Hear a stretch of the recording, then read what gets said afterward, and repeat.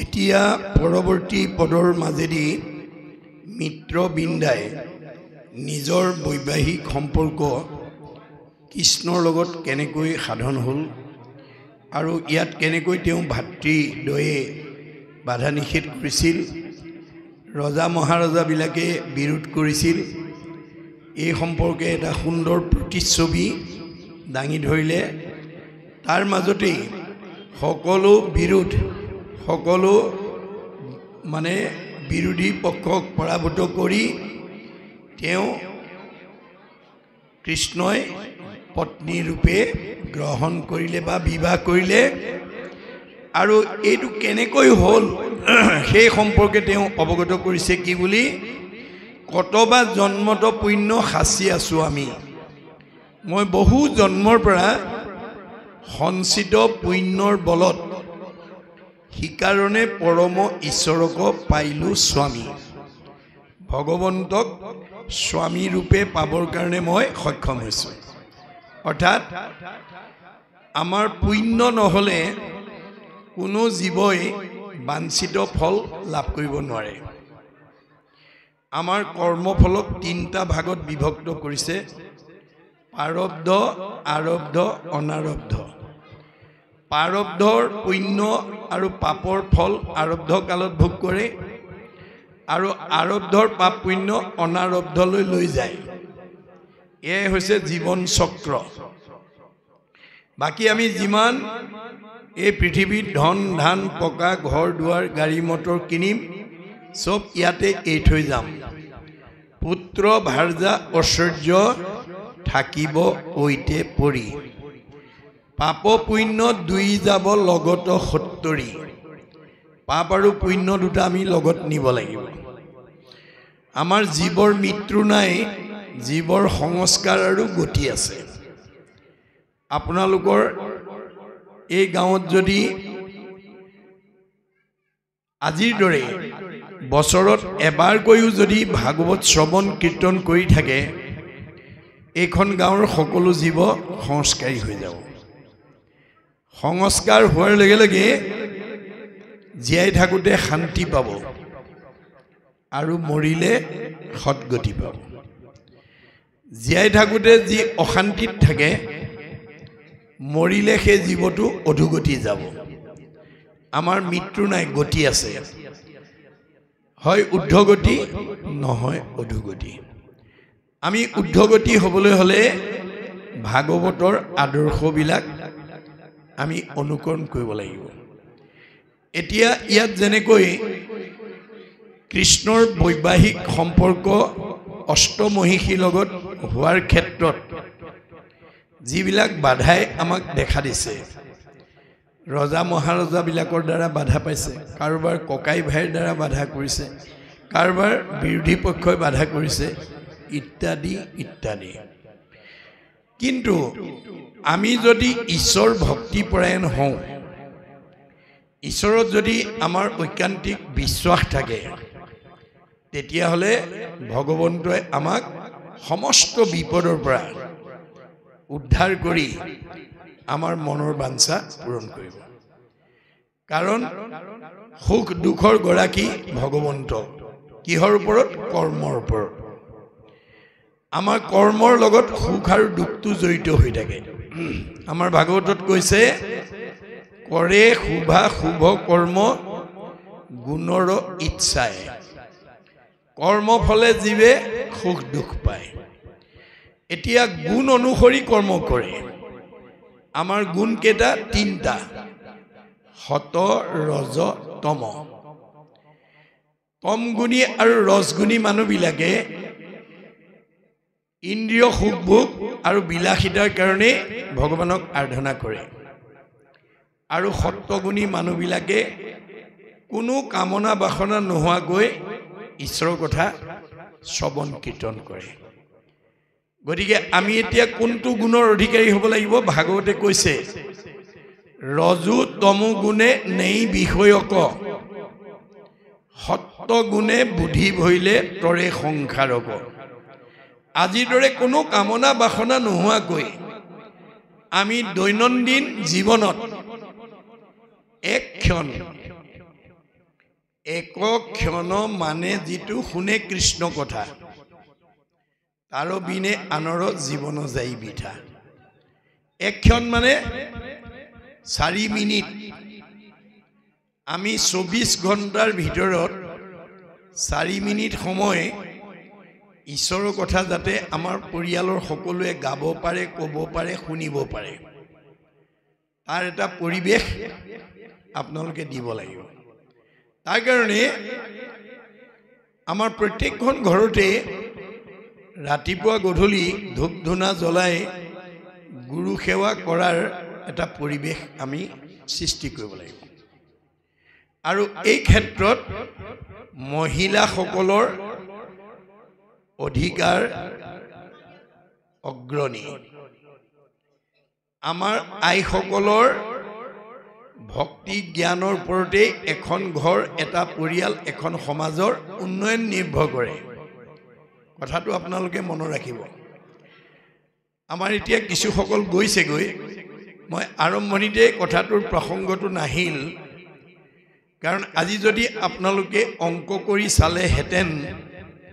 তেতিয়াহ'লে আজিৰ অনুষ্ঠানটোত উপস্থিতিৰ সংখ্যা আইসকলৰ বেছি দেখিলেহেঁতেন অসমৰ শদিয়াৰ পৰা ধুবুৰীলৈ বিভিন্ন জিলাত গুৰুজনাৰ ধৰ্ম আদৰ্শ প্ৰচাৰ প্ৰসাৰ কৰি এটা শুভ লক্ষণ আমি দেখা পাইছোঁ হেতু হৈছে কি ধৰ্মালোচনী সভাই বোলক বিয়া সভাই বোলক নাম প্ৰসংগই বোলক ধৰ্মালোচনী সভাই বোলক ভাগৱত ব্যাখ্যাই বোলক এতিয়া অসমৰ সকলো জিলাত মতা মানুহতকৈ আইসকলৰ উপস্থিতি বেছি এটো আমাৰ কাৰণে এটা শুভ লক্ষণ আইসকল যেতিয়া ঈশ্বৰমুখী হ'ব তেতিয়া আমাৰ ঘৰখন পৰিবেশ সমাজখন আগবাঢ়ি যাব মনত ৰাখিব দেই ঋকবেদত কৈছে ন গৃহম ইতি আহু গৃহিণী গৃহমুচ্যতে তয়াহি সহিতা সৰ্বান পুৰুষায়ম সমুষ্ণুতে যিখন ঘৰৰ মহিলাসকল ঈশ্বৰ ভক্তিপৰায়ণ হ'ব পুৱা গধূলি ঘৰ দুৱাৰ সাৰি মুচি ধূপ ধূনা লগাই গুৰুগৃহত বা উপাসনা স্থানত ঈশ্বৰ উপাসনা কৰিব সেইখন ঘৰ সেইটো পৰিয়াল দুপত দুপে উন্নতিৰ পথত আগবাঢ়ি যাব মনত ৰাখিব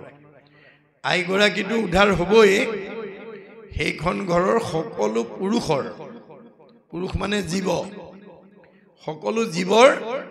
চতুৰ্বৰ্গ সাধন কৰিব আৰু যিখন ঘৰত আইসকলে ঈশ্বৰৰ প্ৰতি আগ্ৰহ নাই পুৱা গধূলি ধূপ ধূনা জ্বলোৱাৰ সময়ত টিভি চাই থাকিব বা গ্ৰাম্য কথা পাতি থাকিব বা মোবাইল টিপি থাকিব বা পৰচৰ্চা কৰি থাকিব সেইখন ঘৰ কি হ'ব মহাভাৰতত কৈছে জৈস্য ভাৰ্যা গৃহে নাস্তি সাধিসা পুণ্যচাৰিতা অৰণ্যং তেন গন্তব্যং যথা অৰণ্যং তথা গৃহম ঘৰ গুচি বাহঁত লৈ যাব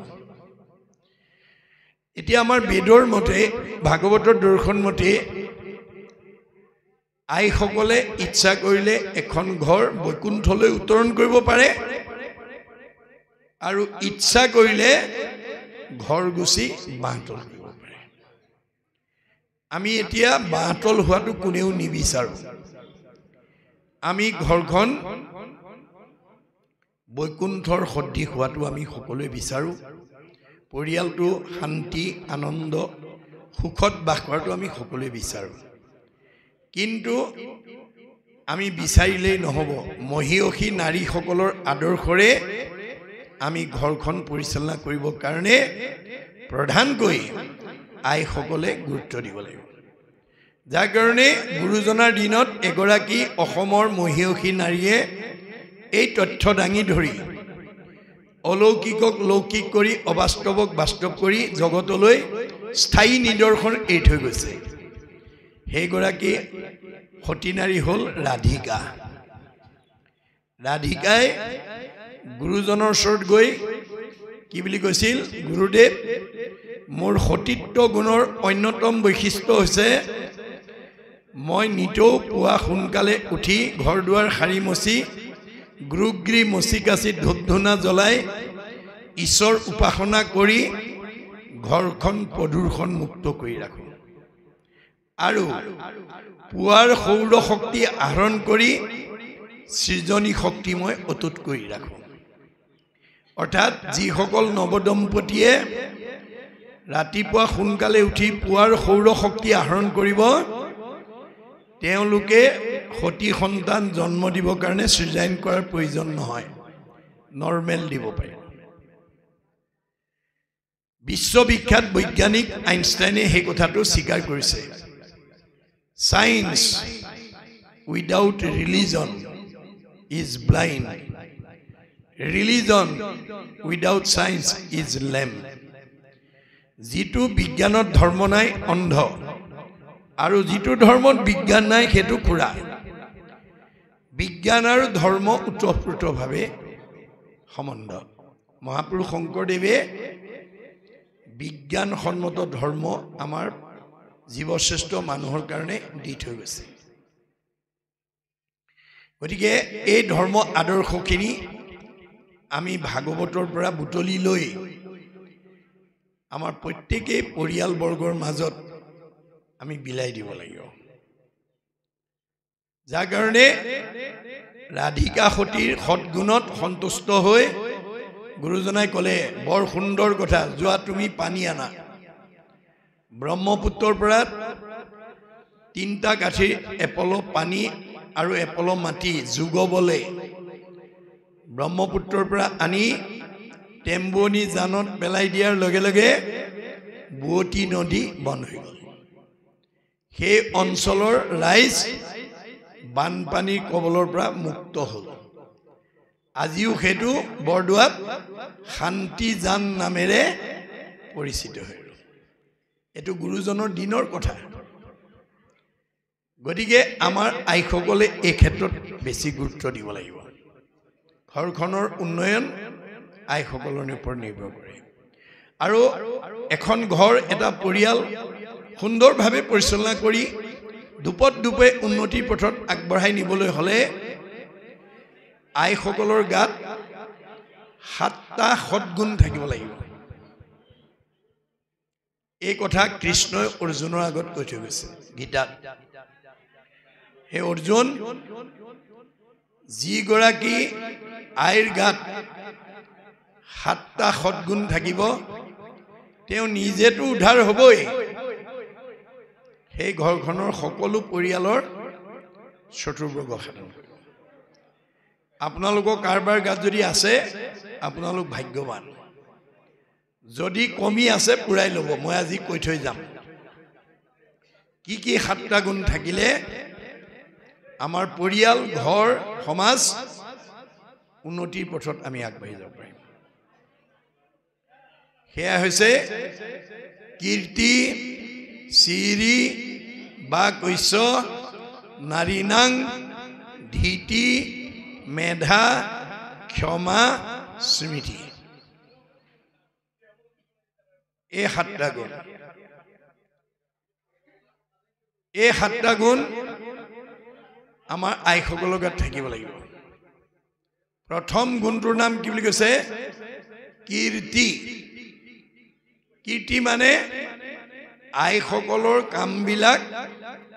আনৰ প্ৰশংসনীয় হ'ব লাগে ঘৰ পৰিচালনা ক্ষেত্ৰত নিট এণ্ড ক্লিন ধুনীয়া পৰিষ্কাৰ কৰি আমাৰ বহুত আয়ে ঘৰটো সাৰিব নাজানে মানে পালেঙৰ তলত জাবৰ সোমাই থাকে ওপৰে ওপৰে সাৰি আনে পাছৰগৰাকীয়ে গৈ আকৌ যেতিয়া তলৰ পৰা ধুনীয়াকৈ সাৰি আকৌ জাবৰ দেখিলে কোনে সাৰিছিলে ইমান জাবৰ এৰি পেলাই ঘৰ তাতে হয়তো বিতৰ্ক বা মনোমালিন্যৰো অৱস্থা আহি যায় গতিকে আমাৰ আইসকলৰ কৰ্মবিলাক কেনেকুৱা হ'ব লাগিব পৰিপাটি আনে দেখি ভাল পোৱা ধৰণে কামবিলাক কৰিব লাগিব এটো এক নম্বৰ গুণ 2 নম্বৰ চিৰি নিজেও ধুনিয়া হৈ থাকিব লাগিব ঘৰখনো ধুনিয়া কৰি ৰাখিব লাগিব পৰিপাটিকে ৰাখিব লাগিব 3 নম্বৰ বা কৈছ কথা ক'ব জানিব লাগে আজি আমাৰ বহুত পৰিয়ালত কথা ক'ব নজনাৰ কাৰণে বহুত বুৱাৰী শাহুৱেকে বেয়া পায় শাহুৱেকক নিজৰ মাতৃ জ্ঞান কৰি কেনেকৈ ভক্তিভাৱে মৰমেৰে কথা ক'ব লাগে শ্ৰদ্ধাৰে ক'ব লাগে তাক নজনাৰ কাৰণে বহুত বুৱাৰী শাহুৱে বেয়া পায় আকৌ বহুত শাহুৱে নিজৰ বুৱাৰীজনীক নিজৰ ছোৱালীৰ দৰে জ্ঞান কৰি কেনেকৈ মৰমেৰে কথা ক'ব লাগে কেনেকৈ মৰমেৰে আচৰণ কৰিব লাগে তাক নজনাৰ কাৰণে বহুত শাহুৱেকক বুৱাৰীকে বেয়া পায় বহুত নবৌয়েকক দেউৰেকে বেয়া পায় বহুত দেউৰক নবৌয়েকে বেয়া পায় কি কাৰণে কথা ক'ব নজনাৰ কাৰণে এটো আমাৰ স্বাভাৱিকতে বহুত পৰিয়ালত হৈ থাকে আমাৰ বেদে সিদ্ধান্ত দিছে যি গৰাকী মহিলাই শাহুৱে হওক বা বুৱাৰীয়ে হওক কথা ক'ব জানিব তেওঁ কোনেও বেয়া নাপায় আমাৰ কথা কেনেকৈ ক'ব লাগিব আমাৰ বেদত কৈছে সত্য প্ৰিয় হিত সদায় সঁচা কথা ক'বলৈ আপোনালোকে যত্ন কৰিব সঁচা কথা কোৱা মানুহে নিৰ্ভয়ে ক'ব পাৰে মূৰ তুলি কথা ক'ব পাৰে আৰু মিছা কথা কোৱা মানুহ তললৈ মূৰ কৰি থাকে ধৰা পৰাৰ ভয় কৰে সাহসেৰে কথা ক'ব নোৱাৰে মিছা কথা কোৱা মানুহে গতিকে আমি সদায় কথাবিলাক সঁচা ক'বলৈ যত্ন কৰিব লাগে তেতিয়া সকলো পৰিয়ালৰ মানুহে তেওঁলৈ দৰ কৰিব নাই নাই মোৰ বুৱাৰীজনী একদম মিছা বুলিলে বহুত বেয়া পায় বুজিছেনে একদম সঁচাটোহে তেওঁ ভাল পায় তেওঁক চবেই সমাদৰ কৰে আমাৰ শাহু বুঢ়ী একদম খাৰাং খাজাৰ সঁচা আৰু মিছা বুলিলে বৰ বেয়া পায় কথাটো মনত ৰাখিব সঁচা কথা কোৱা মানুহলৈ চবেই দৰ কৰি থাকে কিন্তু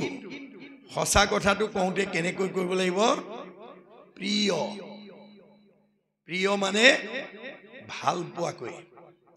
সঁচা কথা কৈছে বুলি গৰ্ব অহংকাৰ কৰি ক'লে নহ'ব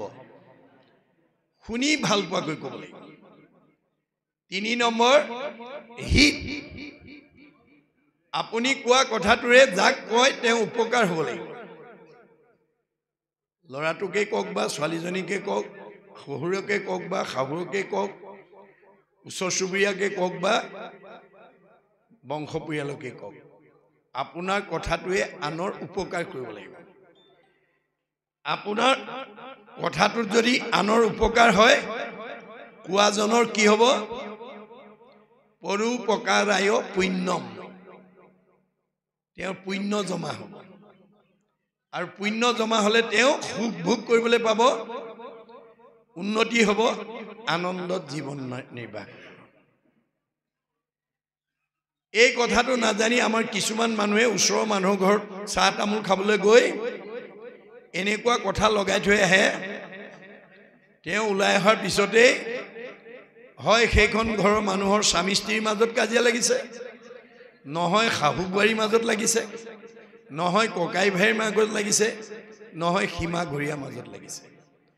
এনেকুৱা লগনীয়া কথা কৈ থৈ আহিলে যে তেওঁ ওলাই অহাৰ পিছতে কাজিয়াৰ সৃষ্টি হৈছে আপুনি কৈ অহা কাৰণে যদি কাৰোবাৰ মাজত কাজিয়া লাগিবলগীয়া হয় মনোমালিন্য হ'বলগীয়া হয় তেতিয়াহ'লে কোৱাজনৰ কি হ'ব পাপায় পৰপীড়ন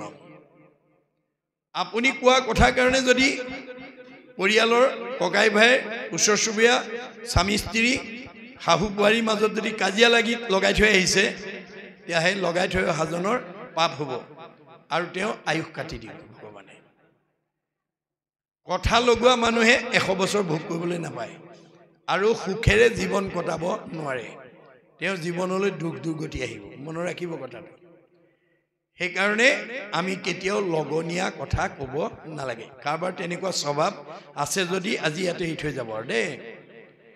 তেনেকুৱা কথা কৈ আপুনি কাজিয়া লগাব পাৰিব কিন্তু আপুনি আয়ুস কাটি দিব ভগৱানে আপুনি আপোনাৰ আয়ুস কমাই দিব আৰু আপোনাৰ জীৱনলৈ দুখ দুৰ্গতি নমাই আনিব পাপ হ'ব এই তিনিটা মনত ৰাখিব সত্য প্ৰিয় হিত 4 নম্বৰ ধীতি ধৈৰ্য গুণ লাগিব আমাক আইসকলৰ যদি যিখন ঘৰৰ আইসকল ধৈৰ্য গুণসম্পন্ন তেওঁৰ স্বামী কেতিয়াও বিপদত পৰিব নোৱাৰে যিখন ঘৰৰ আইগৰাকী ধৈৰ্যৱান তেওঁৰ স্বামী কেতিয়াও বিপদত পৰিব নোৱাৰে কিন্তু যিখন ঘৰৰ আইসকল ধৈৰ্যহীন কোনোবাই স্বামীক কিবা এটা ক'লে বুলিয়ে ভাৰ্যাই যদি কয় তেওঁক এনেকৈ ক'বলৈ কোন ধৰক মাৰক এই বুলি যদি লগাই দিয়ে ভাৰ্যাৰ কথা শুনি যদি তেওঁক মাৰধৰ কৰে তেতিয়াহ'লে পুলিচে তেওঁক লৈ নাযাবহি কেছ দিলে গতিকে আইগৰাকীৰ উচতনিৰ কাৰণে যদি স্বামী গৈ জেলত ভাত খাব লগা হয় তেতিয়া সেইগৰাকী আইৰ পৰা কি লাভ সেইকাৰণে আইসকল ধৈৰ্যৱান হ'ব লাগিব ক'ব লাগিব হ'ব দিয়ক কিবা এটা নাজানি ক'লে বুলি আপুনি খং নকৰিব ধৈৰ্য ধৰক ঈশ্বৰে কিবা কৰিব বিপদ হ'লে ধৈৰ্য ধৰিব লাগিব আমাৰ ধৈৰ্যৰ আদৰ্শটো হৰিচন্দ্ৰৰ ভাৰ্যা শৈবাৰ দৰে হ'ব লাগিব শৈবাই ধৈৰ্য গুণ কেনেকৈ দেখুৱাইছে যে হৰিচন্দ্ৰ ৰজাই ভাৰ্যাৰ লগত কোনো ধৰণৰ আলোচনা নকৰাকৈ সত্যত বন্দী হৈ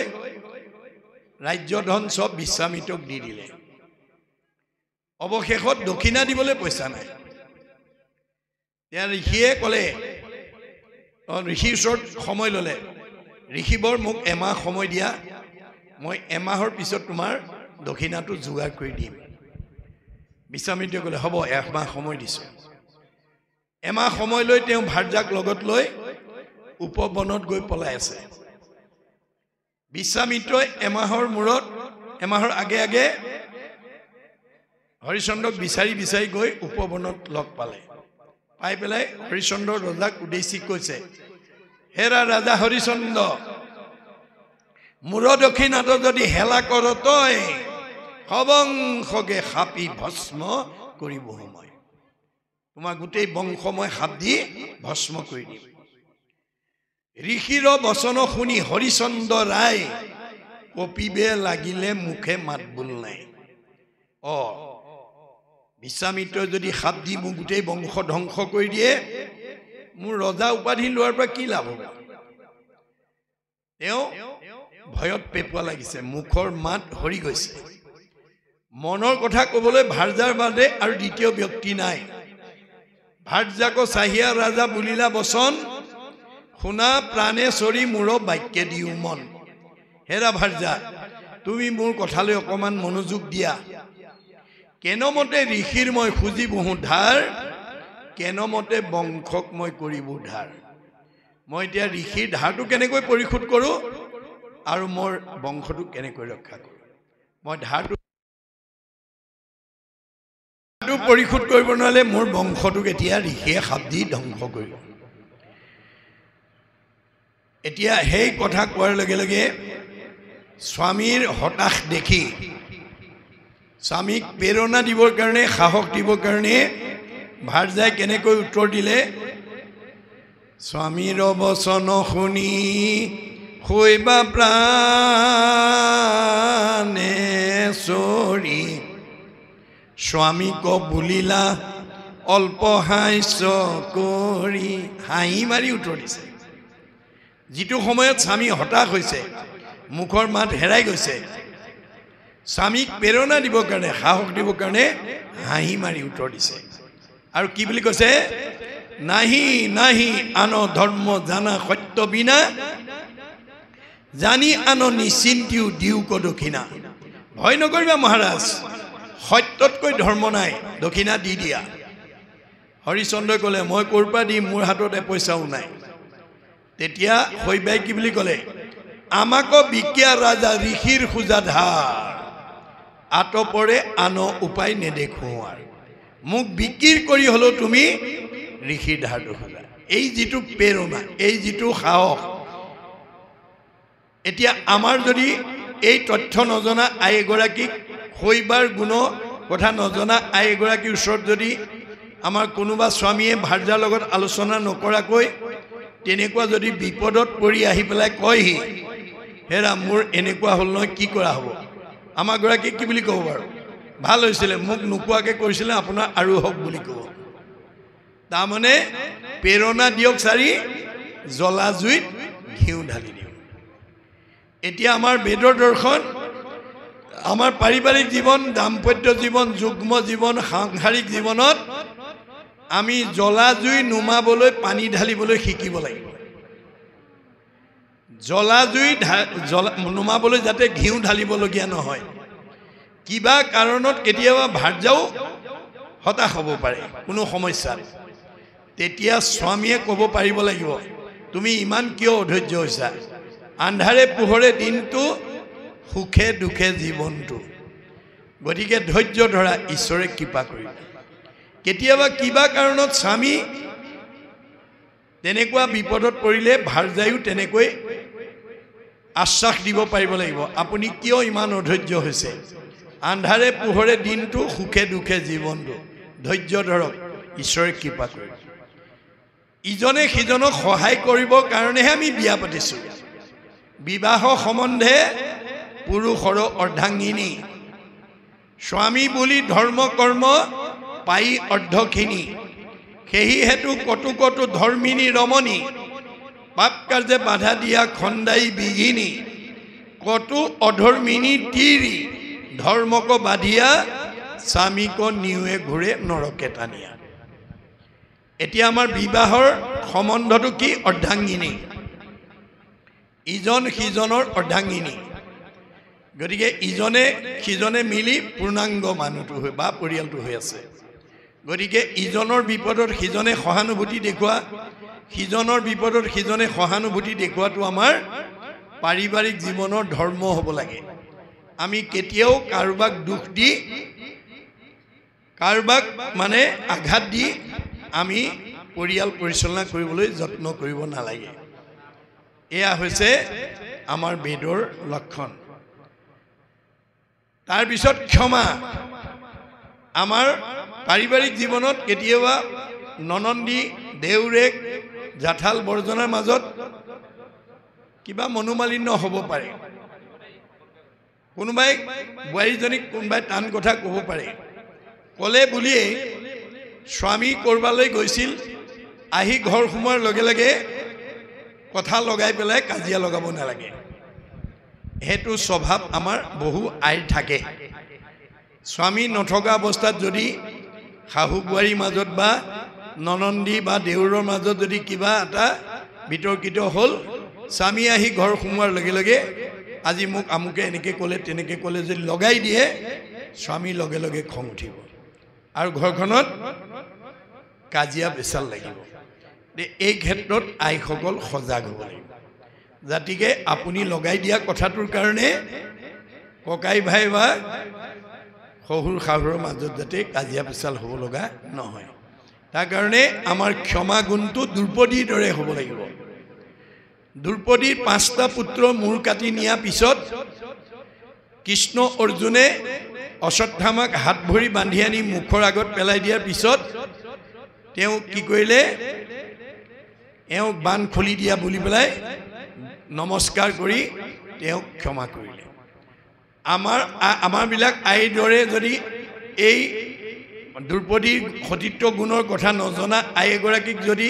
তেনেকৈ আনি দিলেহেঁতেন, টুকুৰা টুকুৰ কৰিলেহেঁতেন, সুদাই নেৰিলেহেঁতেন। 5টা পুত্ৰৰ মূৰ কাটি নিয়া শত্ৰুজনক আনি যদি মুখৰ আগত পালে সুদাই এৰিব নেকি? কিন্তু দ্ৰৌপদীয়ে ক্ষমা কৰিছে। এই গুণটো আমাৰ গাত লাগিব। মূত চিত্ত দিয়া যিটো জনমহাশয়, হানি অপমান দুখ শোকক সহায়, তাকেহে বুলিও ক্ষমা, জানিবা উদ্ধৱ,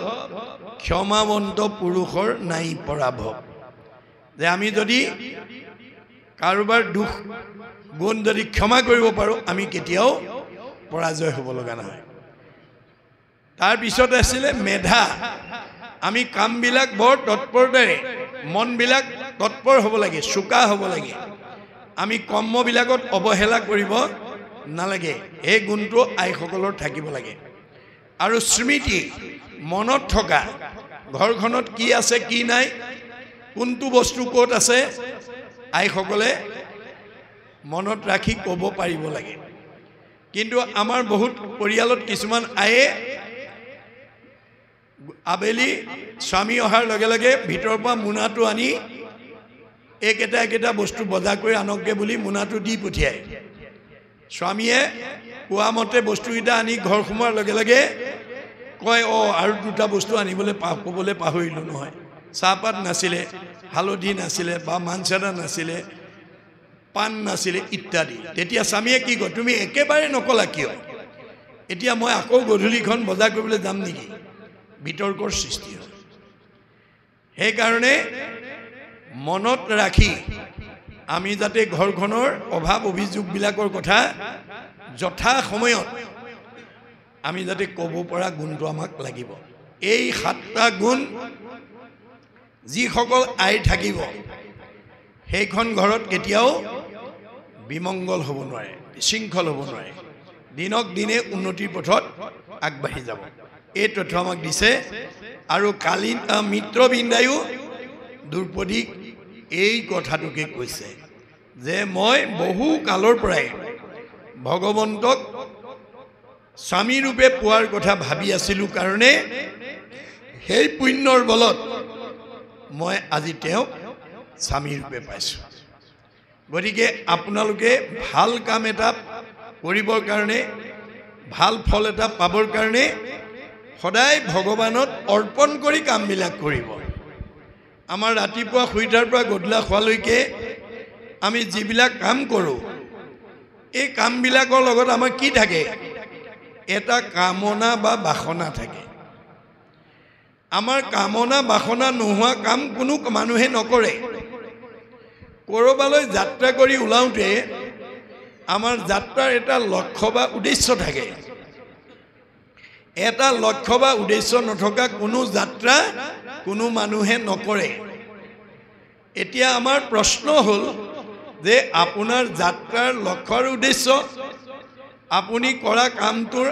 কামনা বা বাসনা আমাক কোনে পূৰণ কৰিব ভগৱানে কৈছে মই কৰিম মই পূৰ্ণ কাম তোমালোক অকাম মই স্বতন্ত্ৰ তোমালোক পৰতন্ত্ৰ তোমালোকে বহু দিনৰ পৰা ক'ৰবালৈ যাম বুলি ভাবি থাকিলেও নিৰ্দিষ্ট দিনা যাব নোৱাৰিবও পাৰা যদি মই যাব নিদিওঁ খাম বুলি বাঢ়ি লোৱা ভাত কাঁহীও খাবলৈ নাপাব পাৰা যদি মই খাব নিদিওঁ হোম বুলি পাৰি লোৱা বিচনাখনতো শুবলৈ নাপাব পাৰা যদি মই শুব নিদিওঁ মই স্বতন্ত্ৰ তোমালোক পৰতন্ত্ৰ মই পূৰ্ণ কাম তোমালোক অকাম এই কথা জানি সকলো কৰ্ম মোত অৰ্পণ কৰিবলৈ শিকিব আৰু যাত্ৰা কালত মোৰ নাম লৈ যাত্ৰা কৰিব তেতিয়া তোমালোকৰ সকলো কামনা পূৰ্ণ হ'ব যত ধৰ্ম কৰ্ম কৰা কৃষ্ণত অৰ্পণ তেবে অপ্ৰয়াসে সিজি বেক প্ৰয়োজন তেতিয়াহে আমাৰ প্ৰয়োজনবিলাক ভগৱানে পূৰণ কৰি দিব এই কথা নাজানি আমাৰ সমাজত বহুতে নিজে সুখী হ'ব বিচাৰে নিজৰ কৰ্মফলটো নিজেই কৰিব বিচাৰে যাৰ কাৰণে সুখ বিচাৰি পায় দুখৰ উপৰি দুখ আমাৰ বহুত মানুহে নিজৰ সুখৰ কাৰণে আনক দুখ দিবলৈ আঘাত দিবলৈ অন্যায় কৰিবলৈ ঠগিবলৈ সীমা ঠেলিবলৈ ভয় নকৰে কিছুমান মানুহে কাৰোবাৰ সীমাটো ঠেলি নিজৰ ফালে এহাত বা এবেগেট মাটি সুমুৱাই লৈ ধনী হোৱাৰ প্ৰয়াস কৰে এইটো স্বভাৱ আছে যদি এৰিব ভগৱানে কৈছে কাক দুখ দিছা কাক আঘাত দিছা কাক অন্যায় কৰিছা কাক ঠগিছা কাৰ সীমা ঠেলিছা সবতে ময়ে আছোঁ যত দেখা ভূত প্ৰাণী সবাহাকে বিষ্ণু মানি হিংসা এৰি কৰা উপকাৰ মই সবতে আছোঁ তুমি মোকেই দুখ দিবা মোকেই আঘাত দিবা মোকেই হিংসা কৰিবা মোকেই অন্যায় কৰিবা মোকেই ঠগিবা মোৰে সীমা ঠেলিবা আৰু মই তোমাক ভালকৈ ৰাখিব লাগে এইটো নহ'ব ভাগৱত শুনি এই বেয়া স্বভাৱবিলাক এৰিবা যেতিয়ালৈকে বেয়া এৰিব নোৱাৰিব তেতিয়ালৈকে আপুনি ভাল হ'ব নোৱাৰিব সেইকাৰণে দাৰ্শনিক পণ্ডিতে কৈছে good is good and bed is bed do good ever ever do bed never never বেয়াটো কেতিয়াও নকৰিব তাক ত্যাগ কৰিব ভালটো সদায় ভাল তাক আঁকোৱালি ল'ব কপিলে মাকক কৈছে জীৱৰ দুৰ্ভেদ্য পা সংগক কহয় কিন্তু দুৰ্জনৰ সং তেজিবে লাগয় মা তুমি জীৱনত যদি ভাল মানুহ হ'ব খুজিছা বেয়া মানুহৰ সংগ ত্যাগ কৰিবা সেই সংগ নিতে যদি কৰে সাধুত মুখ্যৰ দুৱাৰ তেবে হৈ মুকুত এয়া আজি আমাৰ সাধুৰ সংগ দেই যোনে মোৰ কথা কয় বা শুনে সেইজনে সাধু মোৰ শুনিৰ মল কথা কহন্ত শুনন্ত মুত মন দিয়া হবে তাপ এৰাৱন্ত তাকে সে বুলিও সাধু জানিবা আই তাৰাৰ সংগক তুমি পাৰ্থিবা সদায় আজিৰ নিচিনা ভাল মানুহৰ সংগ পাবৰ কাৰণে মাধৱদেৱৰ দৰে প্ৰাৰ্থনা কৰিব লাগে মাধৱদেৱে ভগৱানৰ পৰা টকা পইচা বিচৰা নাই কি বিচাৰিছে কৃপাৰ সাগৰ দেৱকী নন্দন পুৰিও মনৰ কাম ভকতৰ সংগ সদা নুগুচুক মুখে তোৱা গুণনাম আমি ভগৱন্তৰ গুণনাম ল'বৰ কাৰণে আমি সদায় ভগৱানক প্ৰাৰ্থনা কৰিব লাগে ভাল মানুহ এজনৰ লগ পাবৰ কাৰণে ভাল কথা এটা শুনি পুণ্য অৰ্জন কৰিবৰ কাৰণে আমি ভগৱানক সদায় প্ৰাৰ্থনা কৰিব লাগে এই তথ্য আমাক দিছে আৰু তাৰ পিছতে কৈছে ভকতিত ভৈলা সবে পুলকিত কায়া কৰিলা প্ৰশংসা সাধু সাধু কৃষ্ণ যায়া যে কৃষ্ণৰ ভাৰ্যা হিচাপে তেওঁৰ সেই সৎ ভাৱনা ভকতিৰ ভাৱনাক সকলোৱে প্ৰশংসা কৰিছে ইয়াৰ পিছতে আমাক লিখকে উপদেশ বাণী দিছে শুনা সামাজিক জনা কৃষ্ণৰ চৰিত্ৰ আতপৰে গতিদাতা নাহিকে কলিত কলিত ভগৱন্তৰ নাম বিনা আমাক আৰু গতি দিয়া অন্য উপায় নাই যত ফলং সৰ্বতীৰ্থেষু সৰ্বযজ্ঞেষু কীৰ্তিতম তৎ ফলম কৌটি গুণম পুণ্যম ৰাম নাম এব লভ্যতে আগৰ যুগত তপ জপ যজ্ঞ কৰি যিটো ফল পাইছে কলি যুগত ভগৱানৰ নাম ল'লে সেইখিনি ফলৰ অধিকাৰী হ'ব পাৰে মনুষ্য জন্মৰ আয়ু বিঠা যাই জানি সদায়ে চিত্তত চিন্তি উপছত্ৰবাণী আমাৰ সূৰ্য উদয় আৰু অস্ত যোৱাৰ লগে লগে আমি এদিন এদিন মৃত্যুৰ ফালে গৈ আছোঁ এই কথা জানি আমি সদায় যাতে ভগৱন্তৰ নাম ল'ব পাৰোঁ তাৰ প্ৰতি গুৰুত্ব দিব লাগিব নমো নমো কৃষ্ণ মধুসূদন দৈত্যাৰী হে দামোদৰ দিন দুখত ভয়হাৰী ভগৱানক নমস্কাৰ জনাই কৈছে তুমি ভকতৰ দুখ হৰণ কৰিব পৰা শক্তি তোমাৰ আছে সংসাৰৰ তিনিটাপে বাপ মাৰে পুলি কৰা নাথ নিস্তাৰ ভিতৰো ভিত্ত বুলি আমাৰ তিনিটা তাপত আমি প্ৰত্যেকে তাপগ্ৰস্ত আদি ভৌতিক আদি দৈবিক আধ্যাত্মিক এই তিনিটা তাপে আমাক তাপগ্ৰস্ত কৰি ৰাখে ভগৱানৰ নাম ল'লে এই তিনিটা তাপে আমাক স্পৰ্শ কৰিব নোৱাৰে জৰা ৰোগে পিৰি আহে আয়ু ভৈল ক্ষীণ অদ্যাপিও পাতকি নভৈল মোহহীন আমাক ভগৱানে 100 বছৰ যদিও দিছে আধা টোপনিতে যায় বুলি কৈছে মনুষ্যৰ আয়ুষত বৰিষ সংখ্যাত অৰ্ধেক বিফলে যায় জানিবা নিদ্ৰা টোপনিতে আধা বয়স গুচি যায় বিংশতি বৰিষ আৰু নেই উমলন্তে 20 বছৰ খেলা ধূলা কৰোঁতে যায় 9 বৰিষ ধনক উপাৰ্জনতে 10 বছৰ ধনৰ চিন্তা কৰোঁতে যায় বৃদ্ধকালে যাই শেষ বৰিষ বিংশতি একো কাৰ্য সাধিবাক নাহিকে শকতি শৰীৰকো পীৰে ব্যাধি চক্ষুৱে নাকলে আশা পাশে বান্ধিয়া গৃহত থাকে গ'লে 20 বছৰ বুঢ়া বয়সত যাব চকুৰে নেদেখা হ'ব কাণেৰে নুশুনা হ'ব সেই সময়ত ভকতি কৰিম বুলি ভাবি থাকিলে নহ'ব আমি কেতিয়া কৰিব লাগিব প্ৰহ্লাদে দৈত্য শিশুসকলক কৈছে হেন জানি শিশু হ'ব এৰা আন কৰ্ম ধৰিও কুমাৰ কালে ভাগৱত ধৰ্ম আমি ভক্তি ধৰ্মৰ শিক্ষাবিলাক ল'ৰা ছোৱালীক সৰুৰ পৰাই শিকাব লাগিব আলোচনতে কালো গইলা ভৈল আশক গতি তজু পাৱে ইজন মত নভৈল ভকতি কৰিম কৰিম বুলি ভাবি থাকোতে আয়ুষ গুছিয়ে যায় আমাৰ মনৰ আশা মনতে থাকি যায়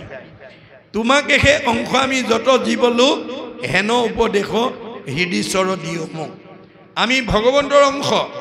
কিন্তু তেওঁৰ মায়াই আমাক পাই ভকতি কৰিবলৈ নিদিয়ে তোমাৰ এখে অংশ আমি যত জীৱ যাক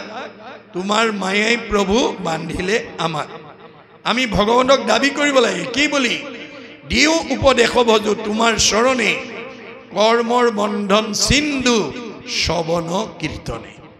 আজি দৰে শ্ৰৱণ কীৰ্তন কৰি আমাৰ পূৰ্ব জন্মৰ যিবোৰ কৰ্মৰ দুখ সেইবিলাকৰ পৰা যাতে আমি নিজক মুক্ত কৰিব পাৰো তাৰ কাৰণে আমি ভগৱানৰ নাম ল'ব লাগিব তজুৰূপ হৃদয়ত থাকে মুখ নাম নিৰন্তৰে নৰে ডাকি বোলা ৰাম ৰাম